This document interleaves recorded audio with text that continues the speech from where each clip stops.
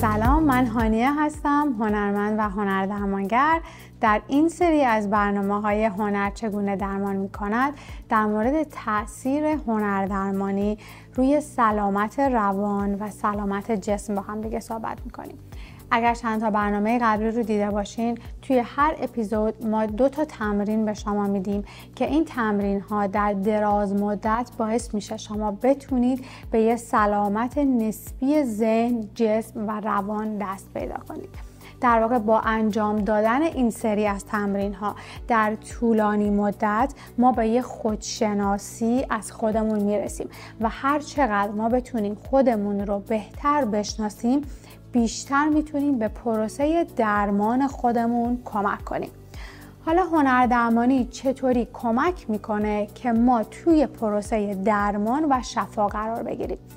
توی هنردرمانی ما چون بدون کلام و بدون هیچ مرزی وارد در واقع پروسه درمان میشیم، میتونیم از یه زاویه دیگه‌ای به دردها و در واقع تراماهایی که در سالهای کل زندگیمون تجربه کردیم دسترسی پیدا کنیم.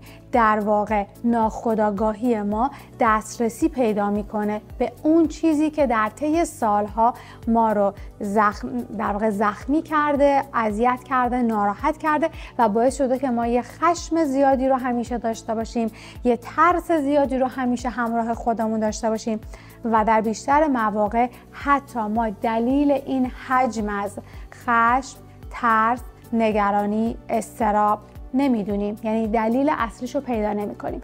ولی توی هنردرمانی چون ما میریم روی لایه‌های در واقع زیرین درد و به طور اتوماتیک وقتی من با ناخودآگاه هم دارم ارتباط برقرار میکنم، اون زخم‌ها میاد بیرون و من تازه متوجه میشم که چرا مثلا از دست خواهرم ناراحتم تو تمام سالها، چرا نمیتونم باهاش ارتباط برقرار کنم. و این چیزی بوده که شاید سالها من تو خودم نگه داشتم که چرا حتی نمیتونم با خواهرم که انقدر احساس میکنم بهش نزدیکم یه رابطه صمیمی و خوب برقرار کنم. امروز میخوایم در رابطه با در واقع عزت نفس و اعتماد به نفس که ادامه مبحث هفته پیشمون هست با هم صحبت کنیم. این سری از تمرین‌ها به ما کمک میکنه که ما عزت نفس خودمون رو بتونیم بیاریم بالا و گفتیم عزت نفس باور ما به ارزش وجودی ما بدون داشته هامونه. در واقع چون گفتیم ارزش وجودی ما به مدل ماشینمون، خونمون یا محلی که توش زندگی میکنیم یا برندایی که تنمون میکنیم نیستش.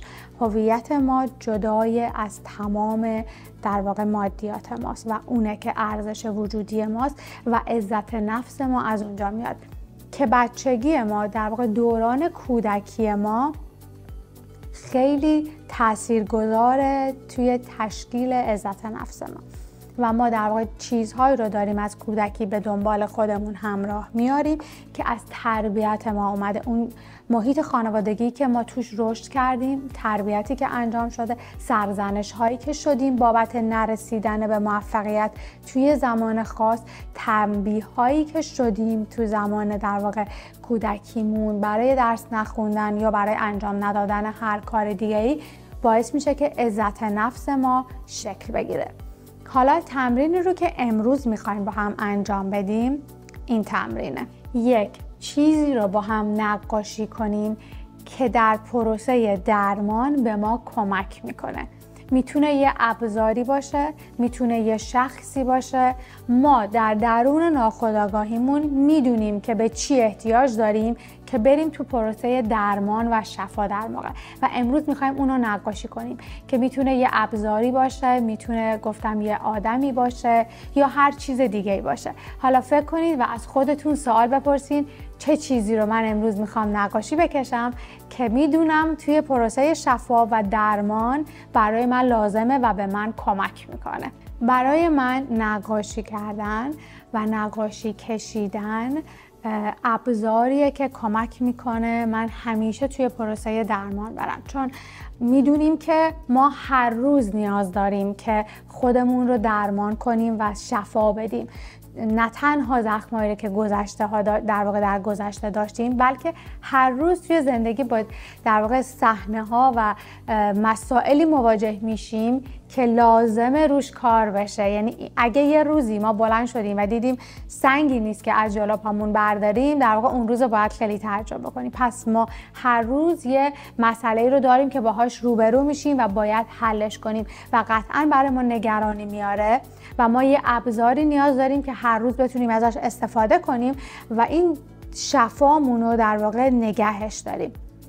ابزاری که برای من بوده تو تمام این سالها خب نقاشی کردن بوده و من امروز باید نقاشی کردن و نقاشی کشیدن رو نقاشی بکشم. برای اینکه بتونم نقاشی رو نقاشی بکشم، خب چیزی که خیلی ازش همیشه استفاده می‌کردم قلمو بوده، یا خیلی وقتا من از دستم کمک گرفتم نقاشی کشیدم.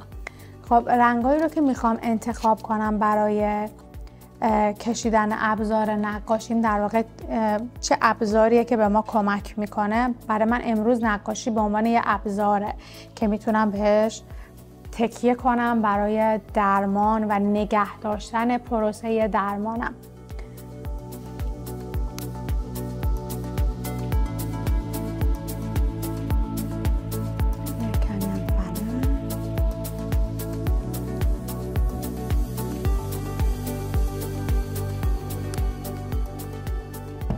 خب این رنگایی که من برمیدارم هر کدومش نمایانگر یک احساسی درون من که دارم انتخابش میکنم و اینا خیلی ناخودآگاه، این که من چه رنگی رو تو لحظه انتخاب میکنم خیلی ناخودآگاه اتفاق میفته.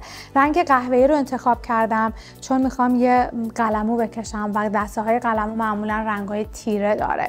رنگ سبز برای من همیشه توی پروسه درمان رنگ آرام بخش و شفا دهنده‌ای بوده و اینو بر انتخاب کردم. و رنگ زرد همیشه برای من گرما و نور می آورده و جزو رنگایی که در واقع قبلا اصلا اینطوری نبوده، اما قبلا رنگایی که انتخاب می شد همیشه خیلی تیره بوده، ولی الان رنگ زرد رنگی که اولین انتخابمه در همه شرایط. و رنگ بنفش برای اینکه رنگی بدم به تمام در واقع اون بوم و ابزارهایی که دارم میکشم. و رنگ صورتی کمرنگ یا گلبهی یا هلویی رنگیه که این تعادل و هارمونی رو برای من کامل میکنه. حالا من میخوام ابزار نقاشیمو بکشم.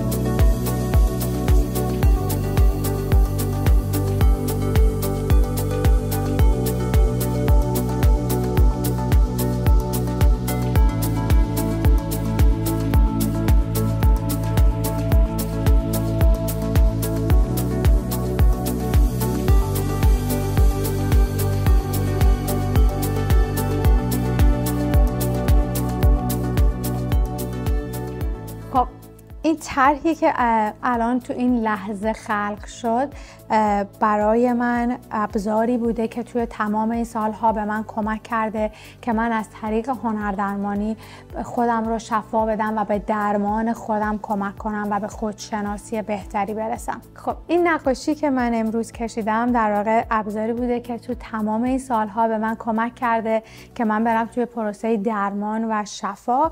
همونطور که میبینید اینا قلموامه که کشیدم و رنگایی که در واقع به قلموام مونده و بیشتر ازش استفاده کردم و دایره ها. فرم دایره برای من همیشه کامل ترین بوده و همیشه حسم این بوده که دایره یه فرمیه که در واقع توی این پروسه چرخه حیات یه فرم همیشگیه که هست و سال هاست که من هیچ فرم دیگه ای رو به غیر دایره تجربه نمی کنم.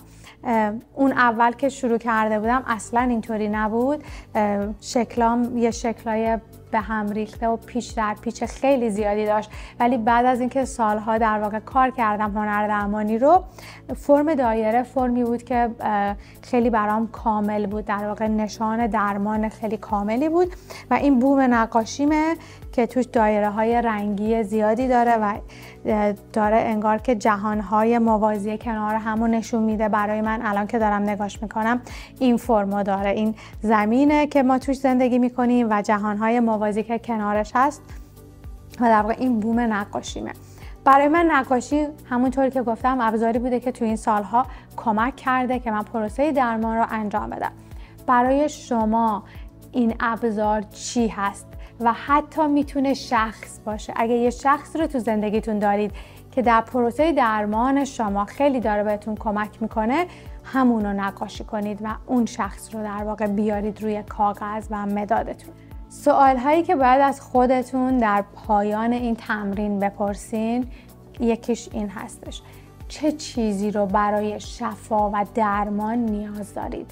در واقع الان شما به چی احتیاج دارید برای رفتن به مرحله درمانتون؟ خود ذهنتون این جوابو براتون میاره. چند لحظه اگه چشماتون رو ببندین متوجه میشین، یعنی جواب این سوال براتون میاد که شما الان برای درمان و شفا به چه چیزی احتیاج دارید. مثل سوال اولی که ازتون پرسیدم که برای اینکه درمان و شفا رو شروع کنید به چه ابزاری نیاز دارید. یادتونه بعد از اینکه چند لحظه چشمامون رو ببندیم کاملا جوابش برامون میاد و تونستیم یه اثری رو خلق کنیم. حالا بعدش بعد این سوال رو از خودمون بپرسیم. سوال بعدی اینه که برای شروع درمان از چه مراحلی باید بگذریم؟ چون همونطور که میدونید شروع مرحله درمان یه نقطه شروعی داره. در واقع ما باید به اون مرحله رسیده باشیم که بدونیم و حس کنیم که الان آماده ایم برای درمان و شفا و بعد میریم راهش رو و مراحلش رو انتخاب میکنیم که حالا از چه ابزاری میخوایم استفاده کنیم، از چه راهی، از چه تکنیکی یا با کدوم تراپیست کار کنیم. و این سوالیه که بعد از خودتون بپرسیم که در این مرحله به چه در واقع مراحلی نیاز دارید که از پروسه درمان عبور کنید و در واقع شروعش کنید. این سوال رو حتما از خودتون بپرسید و این دوتا سوال میتونه به ما کمک کنه که پیدا کنیم ابزارها و مراحلی رو که باید برای پروسه درمان ازش عبور کنیم و بشناسیمشون. اگر با یکی دو بار انجام دادن این تمرین این جواب براتون در واقع نیامد و آگاه نشدین به جوابش، من پیشنهاد میکنم این تمرین رو تکرار کنید. هر روز از خودتون بپرسید من برای رفتن به مرحله درمان باید از چه چیزهایی عبور کنم، چطوری میتونم درمانم رو شروع کنم. وقتی این سوال رو مرتب از خودتون میپرسید، ذهن جوابش رو براتون میاره و شما رو آماده میکنه برای شروع و رفتن به مراحل انجام درمان و شفای خودتون که هنر ابزار خیلی قویه برای اینکه ما بتونیم خودمون رو درمان کنیم. ببینید تمام تراپیستا هنر رو به عنوان یه مرکز اصلی درمان در واقع قرار دادن و همه پیشنهاد میکنن اگه از همه جا ناامید شدی، اگه از هر تراپیستی در واقع خسته شدی یا حس کردی که نمیتونه کمکت کنه، به هنر پناه بیار. یعنی هنر یه پناهگاهیه که همیشه میتونه به ما کمک کنه در درمان در واقع بیماری هایی که داریم، هم ذهنی هم جسمی. امیدوارم که این تمرین‌ها رو تو خونه هر روز انجام بدین و تکرار کنید. اگر با سوالی مواجه شدین که نتونستین در واقع جوابش رو پیدا کنید و دلتون میخواست که با ما مطرحش کنید، حتما میتونید که با سوشال میدیای آینه یا سوشال میدیای خودم hani_art تماس بگیرین و سوالتون رو بپرسین و حتما جواب سوالتون رو خواهم داد. امیدوارم که این تمرین و این برنامه رو دوست داشته باشین و انجامش بدین. به امید دیدارتون در برنامه بعدی. خدا نگهدار.